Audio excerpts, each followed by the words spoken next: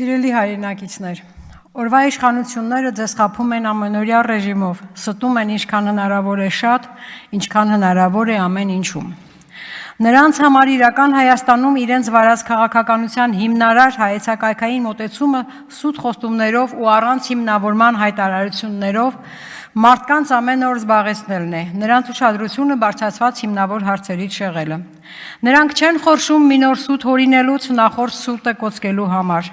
Նրանք չեն խորշում հիմնավոր բարձրացած հարցի պատասխանը մանիպուլացված ձևով ներկայացնելուց, եթե ներկայացում են կոնկրետ փաստեր եւ պահանջվում իրենց հայտարարությունների հստակ ապացույցներ։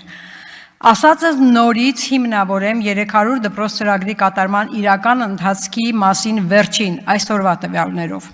Եվ այսպես, համաձայն կրթության մինչև 30 թվականի զարգացման պետական ծրագրի, հիմնանորոգված, վերանորոգված հանրակրթական հաստատությունների թիվը պետք է հասցվեր 23 թվականին 92, 24 թվականին 185, մինչև 26 թվականը 300, սա օրենքի մակարդակում։ Եվ երբ ես պահանջել եմ տեղեկատվություն, նշված ծրագրի շրջանակներում 300 դպրոցների ցանկում ներառված յուրաքանչյուրի համար առանձին ստացել եմ հետևյալ պատասխանը։ 300 դպրոց ծրագրի շրջանակներում 21 թվականից մինչև օրս, ես ստացել եմ 3 օր առաջ, շահագործման է հանձնվել ուշադրություն 56 կառուցված, հիմնանորոգված, վերանորոգված դպրոց։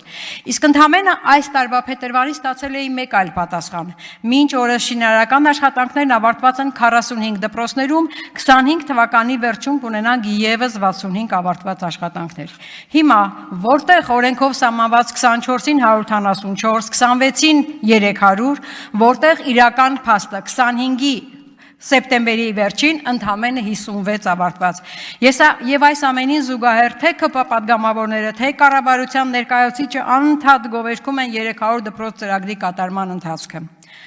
Նույնն է նաև 500 մանկապարտեզի վիճակը։ Այսինքն 25 թվականի ընթացքում ավելացվել է ընդամենը 11 դպրոց։ Ինչու եք խաբում, ինչու եք իրականությունը սխալ ներկայացնում, բա սուտ խոսելը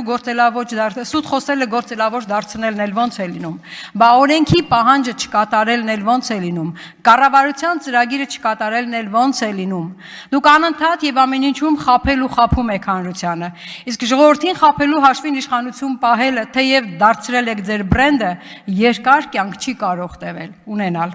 Դուք ոչ միայն հեռանալու եք իշխանությունից, այլ նաև պատասխան եք տալու այն ամեն չարիքների համար, որ բերել եք մեր ժողովրդին։ Յուրաքանչյուրը ձեր չափով, յուրաքանչյուրը ձեր ժամանակին, բայց պատասխան եք տալու, համոզված եղեք։